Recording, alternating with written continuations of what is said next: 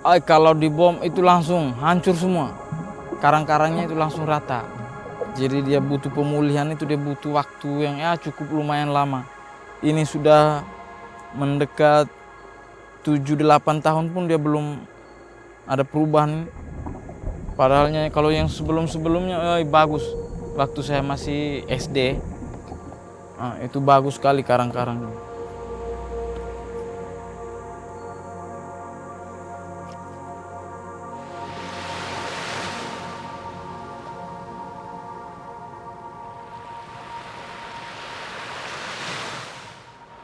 Walaupun kami orang pulau, kami tidak paham laut.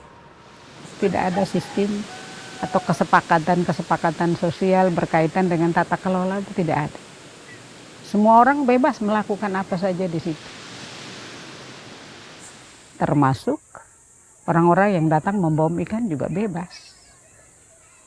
Jadi daerah selatan ini, kalau data yang kita hasil asesmen kami, itu pemboman itu sejak dari akhir 1970-an.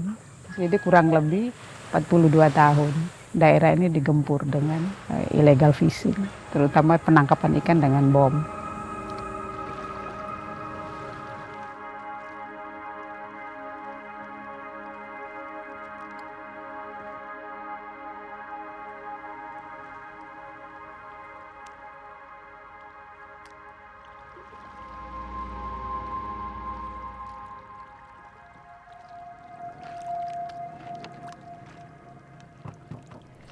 Kita mau untung banyak pakai bom, tapi ikannya semakin kurang, terhubungnya sudah rusak, jadi kita hanya untung sekejap saja kalau orang yang bom itu.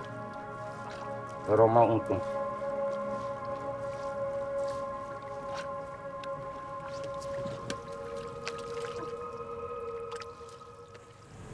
Hanya kami di sini masih kurangnya orang berminat ke laut. Jadi saya lebih suka di laut. Apalagi petani kami yang di Solor sini, semua petani ladang. Kebun yang di bukit, jadi Solor pun banyak batu, tandus.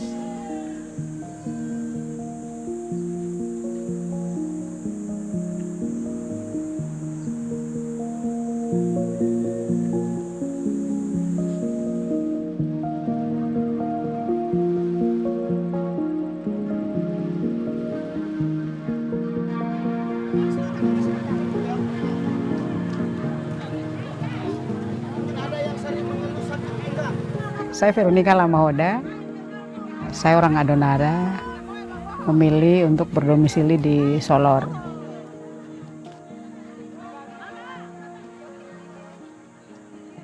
Ketika memilih untuk bekerja di laut, saya yang berangkat dari nol ini harus tinggal di kampung pesisir untuk belajar bersama nelayan. Saya berpikir kenapa kita tidak mengadopsi dan mendorong mereka untuk membangun sumber pangan di laut seperti yang ada di darat. Sistem ketahanan pangan masyarakat tani. Hasil pertanian itu biasanya disimpan di pondok yang disebut kebang atau lumbung. Nah, sistem ini yang kita dorong ke laut. Kebang Lewalolon itu adalah lumbung ikan desa.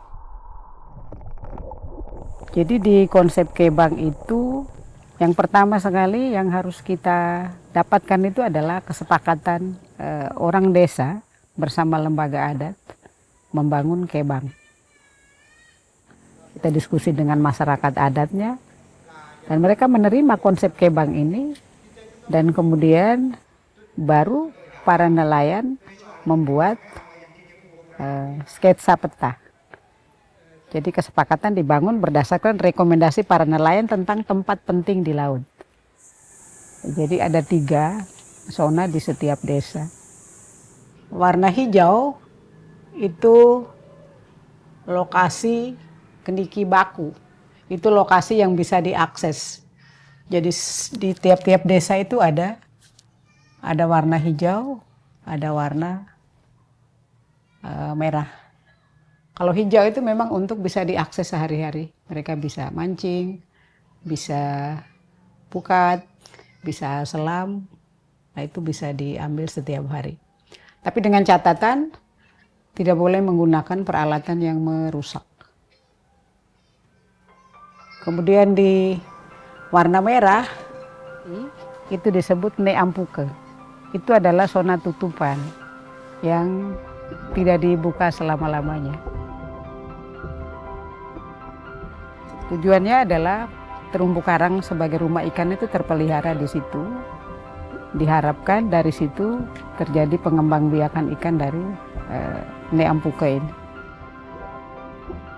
Yang terdapat warna kuning, itu kawasan itu disebut Muronadin, kawasan yang bisa dibuka dan ditutup.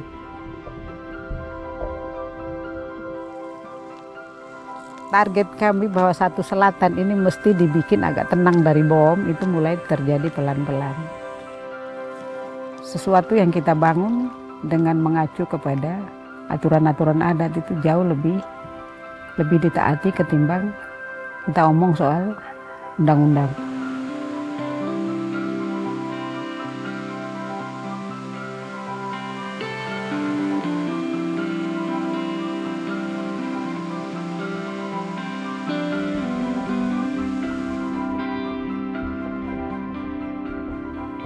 Perubahannya itu setelah tidak ada bom yang perusak biota lautnya itu, maka setelah ada larangan yang kami buat sana itu, nah dari situ ikannya ada semakin bagus.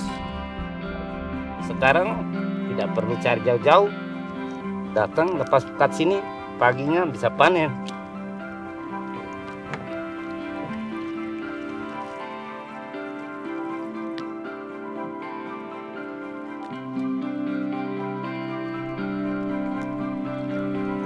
Ini kalau pas puncaknya, itu ikannya harus buka di darat. Itu banyak sekali, tidak mampu. Untuk berdua kerja tidak mampu. Karena ribuan ekor jadi tidak bisa.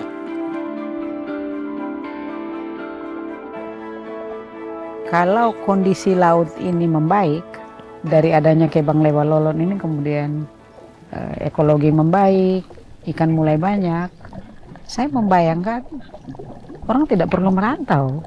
Orang bisa melihat laut itu sebagai pendapatan yang bisa menghidupi mereka dengan tidak perlu meninggalkan kampung.